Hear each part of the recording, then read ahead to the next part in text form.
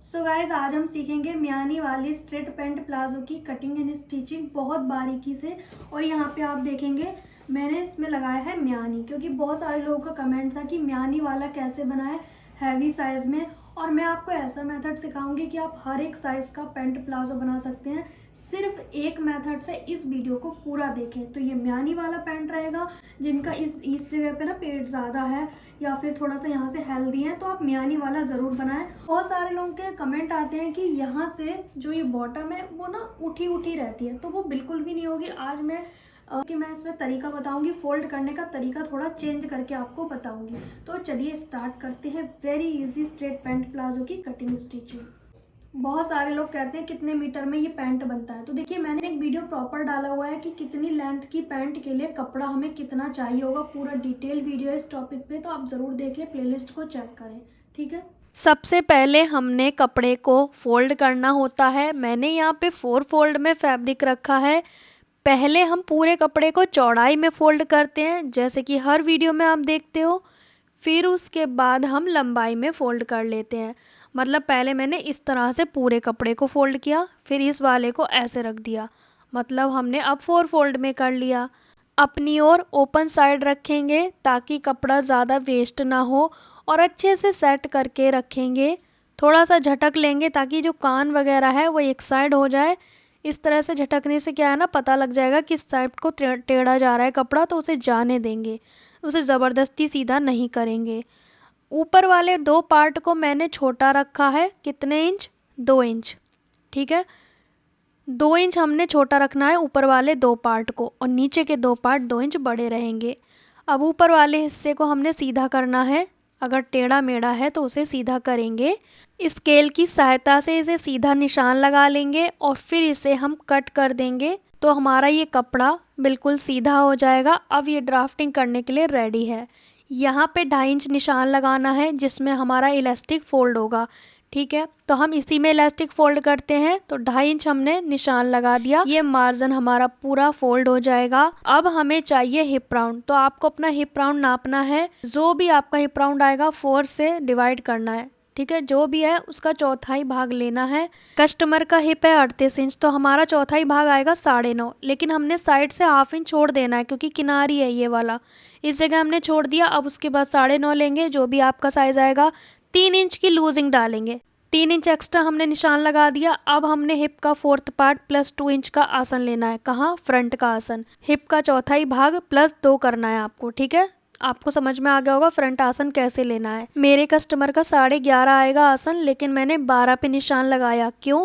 क्योंकि इस जगह पे ना पेट उनका बहुत ज़्यादा निकला हुआ है, तो मैंने आसन 12 इंच पे किया है। सेम हमने दूसरी साइड पे भी निशान लगाना है। आपको नॉर्मल रखना है, जितना हिप साइज़ है उसका 4th पार्ट प्लस 2, ठीक है।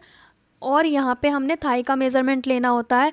जो भी आपका थाई का मेज़रमेंट है उसका आधा प्लस 1 करना है। अब जैसे कि मैंने कहा कि मेरे कस्टमर को थोड़ा सा लूज़ ही चाहिए क्योंकि उनका इस जगह पे पेट बहुत ज़्यादा है, उसके अकॉर्डिंग मैं इस पैंट की कटिंग कर रही हूँ, ठीक है।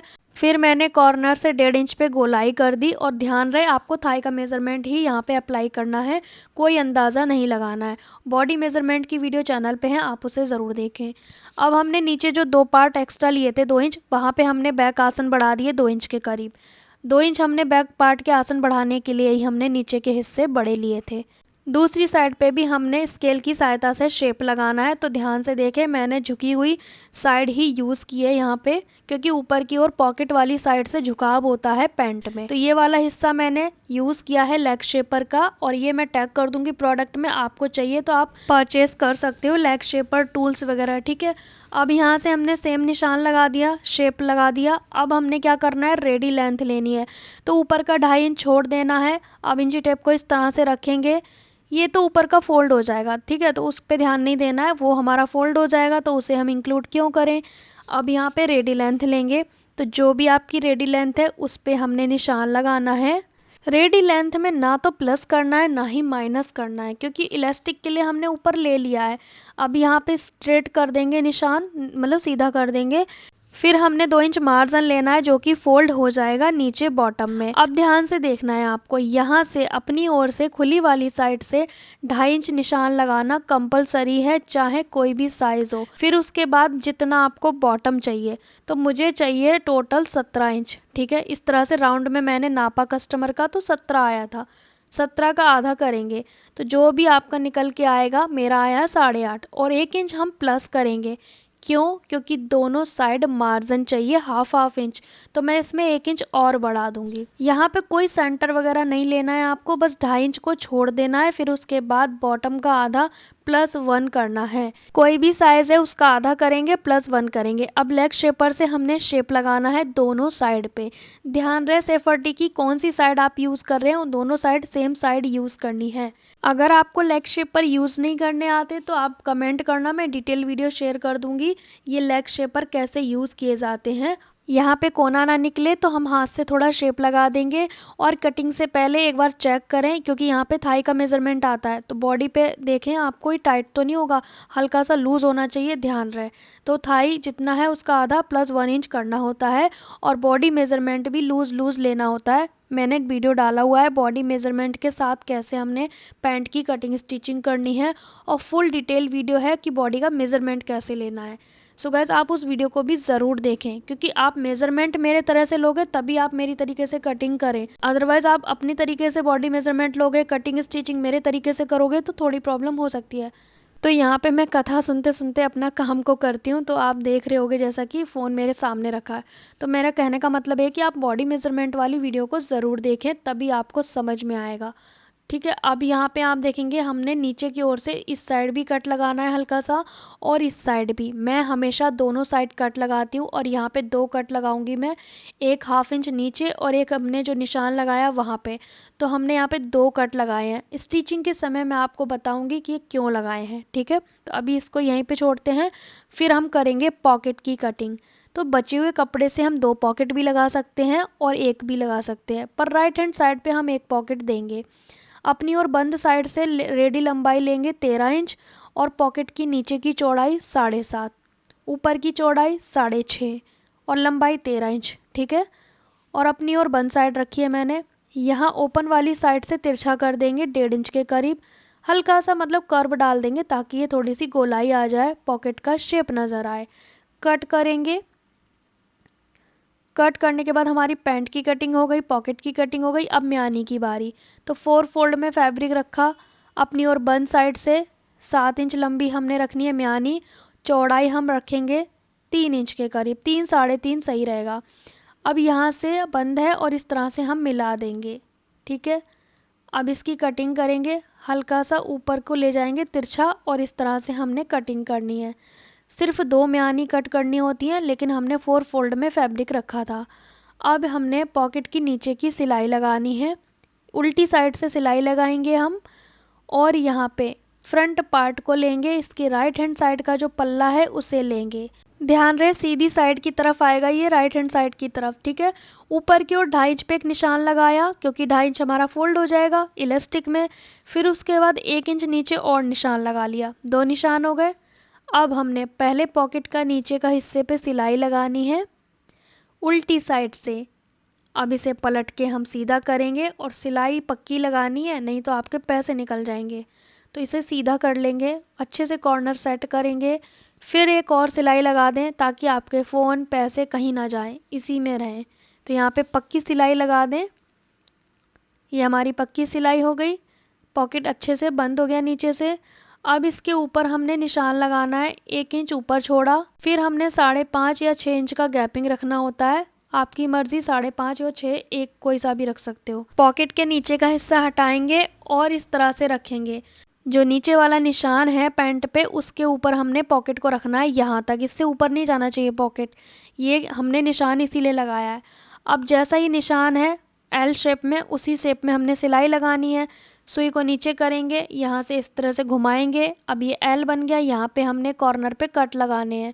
कट इसलिए लगाने ताकि उल्टी साइड हम पलट सकें, इस तरह से पलट के फिर से एक सिलाई लगा देंगे। अच्छे से कॉर्नर को सेट करके सिलाई लगाएंगे पक्की।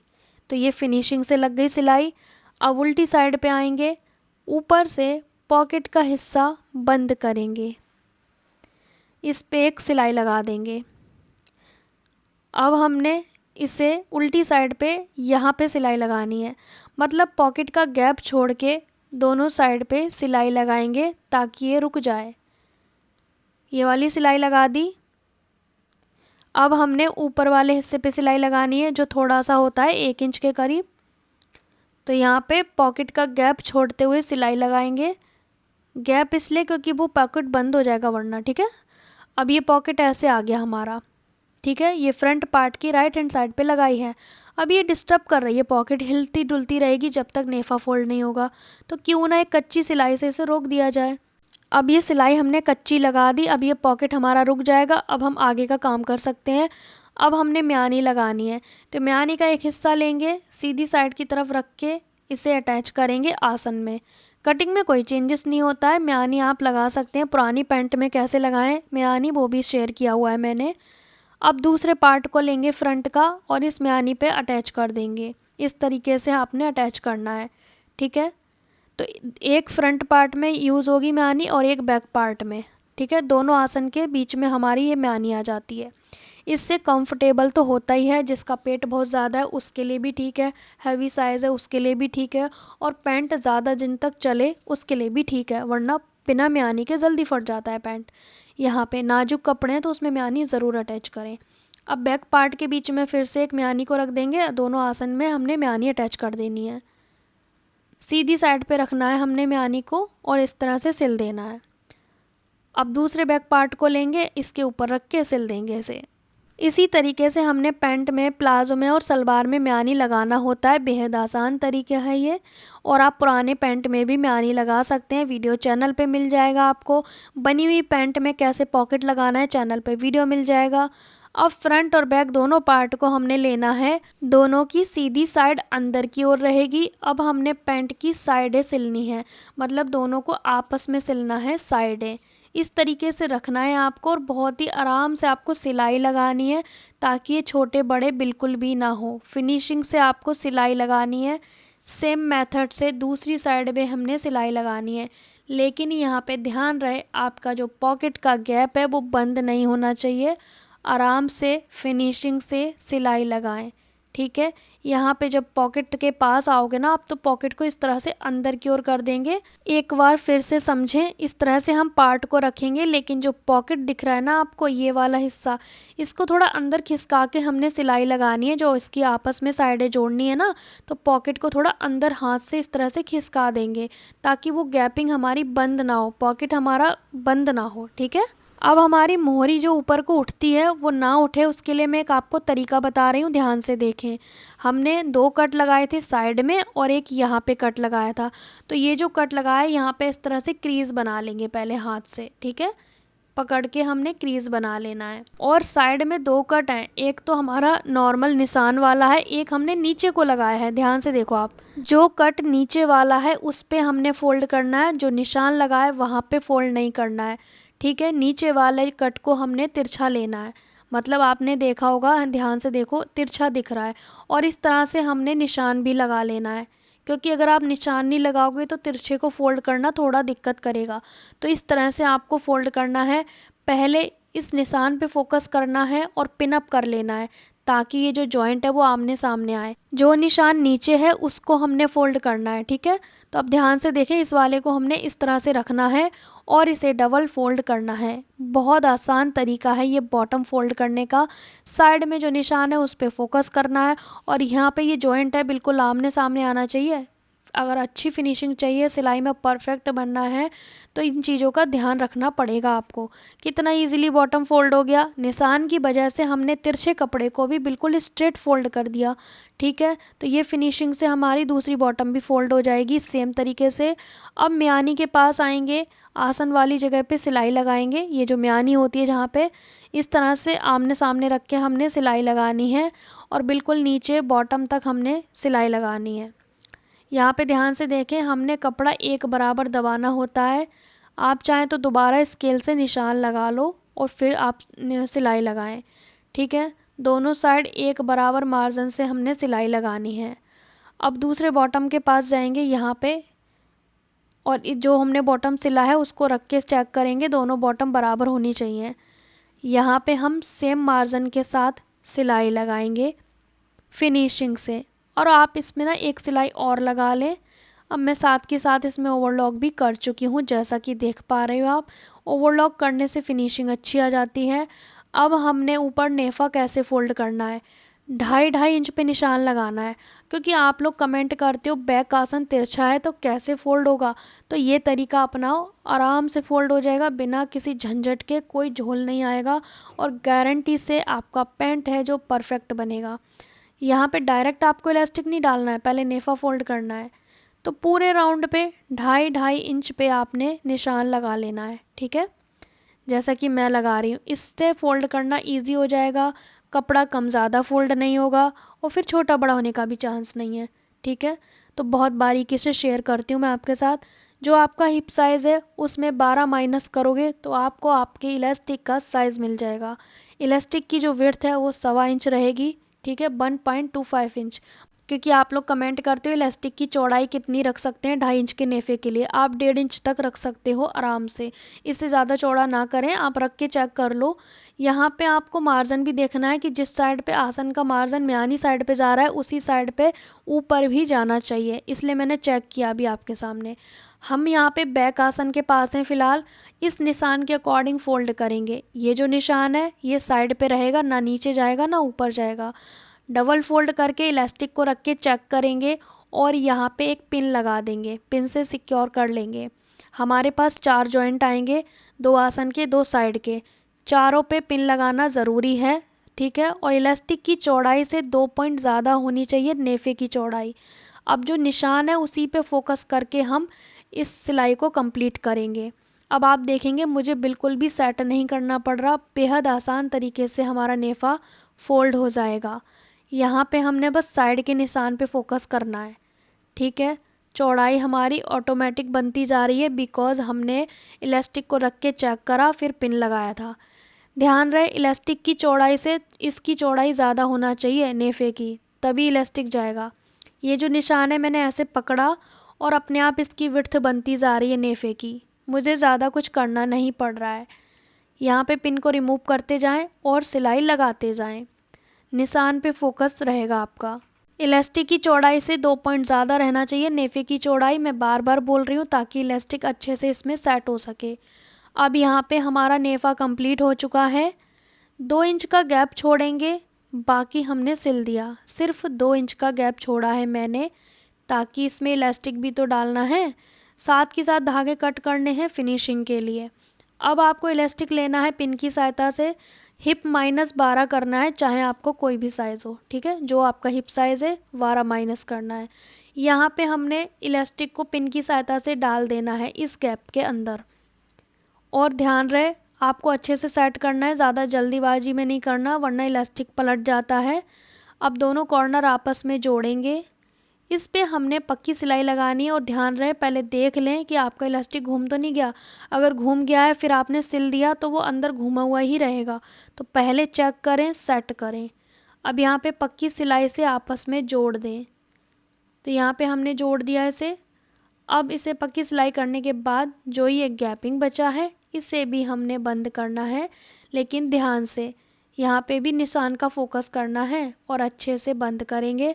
सिलाई इलास्टिक के ऊपर नहीं चलनी चाहिए वरना ये स्ट्रेच नहीं होगा। तो इलास्टिक के साइड पे हमने सिलाई लगाई है, साथ के साथ धागे कट करने हैं। अब इस तरह से ना हमने खींच खींच के बराबर करना है, चाहे आपको 2 मिनट लगे, 3 मिनट लगे या 5 मिनट लगे। अगर आपने ये गैदर बराबर नहीं की तो एक साइड को उठी उठी बॉटम रह सकती है, इस कारण से भी, इस गलती से भी। तो कुछ गलतियाँ यहाँ पे भी होती हैं, ज़रूरी नहीं है कटिंग में होती हैं, क्योंकि ये गैदर बराबर नहीं होंगी तो दिक्कत करेंगी। तो गैदर बराबर हो गई, अब सुई को नीचे करेंगे। अब कुछ लोगों का इलास्टिक यहाँ पे पलट जाता है, टेढ़ा हो जाता है, घूम जाता है। इस तरह से खींचेंगे, हाथ से प्रेस करेंगे, लेकिन सुई नीचे थी, ध्यान से देखो, सुई नीचे रखनी है। फिर आपने इस तरह से खींचना है। खींचने के बाद हाथ से प्रेस करेंगे, सभी झोल को निकालेंगे, फिर सिलाई लगा देंगे। इससे नेफा भी अच्छा फोल्ड होगा, कोई झोल भी नहीं आएगा, इलास्टिक भी नहीं पलटेगा और अच्छी फिनिशिंग से सिलाई लगेगी। पर ध्यान रहे सुई नीचे करके खींचना है, वरना आपके हाथ में लग सकती है। तो ध्यान से, अगर आपने सुई नीचे नहीं किया, खींच दिया, तो आपके हाथ में लगेगी और एकदम से हाथ चला जाएगा मशीन के अंदर। ठीक है, तो हमने बॉटम भी फोल्ड कर दिया है, म्यानी भी अटैच कर दी, फुल इलास्टिक लगा दिया, पैंट में पॉकेट भी लगा दिया। म्यानी वाले पैंट की कटिंग स्टिचिंग मेरी ओर से कंप्लीट हो गई है। अब आपको बताना है। सो गाइज आप देख सकते हैं हमारा स्ट्रेट पैंट प्लाजो विद म्यानी वाला साइड पॉकेट फुल इलास्टिक वाला बन के रेडी हो चुका है। कटिंग स्टिचिंग बहुत बारीकी से मैंने आपके साथ शेयर की है। आपको ये वीडियो अच्छा लगे तो लाइक शेयर कमेंट करना और इस वीडियो को हाइप के ऑप्शन पे ज़रूर क्लिक करें ताकि ये वीडियो और लोगों तक भी पहुंच सके। आपको अच्छा लगा अपना अनुभव शेयर करें, पैंट को बनाएं और फिर मुझे कमेंट करें। ठीक है, मिलेंगे नेक्स्ट वीडियो में, तब तक के लिए बाय बाय।